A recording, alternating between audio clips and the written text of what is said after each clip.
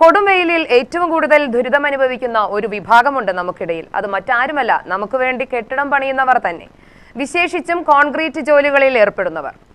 കൊടും ചൂടിലും തളരാതെ പരമാവധി ഊർജം സംഭരിച്ച പണിയിലേർപ്പെട്ടിരിക്കുകയാണിവർ. മാറി നിൽക്കാനോ തണൽ കൊള്ളാനോ നേരമില്ല, അതിനൊട്ട് കഴിയുകയുമില്ല. കെട്ടിടം പണി നടത്തേണ്ടത് ഈ പൊരുവെയിലത്ത് തന്നെ.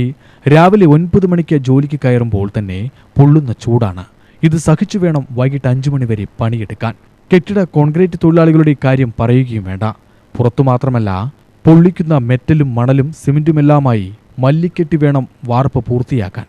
ഇരുമ്പിൽ പണിയെടുക്കുന്ന സെന്ററിംഗ് ജോലിക്കാരുടെ കാര്യവും തദൈവ. പലരും അതുകൊണ്ട് തന്നെ നിശ്ചയിച്ചതിലും നേരത്തെ പണി തുടങ്ങിയാണ് കോൺക്രീറ്റ് ജോലി പൂർത്തിയാക്കുന്നത്.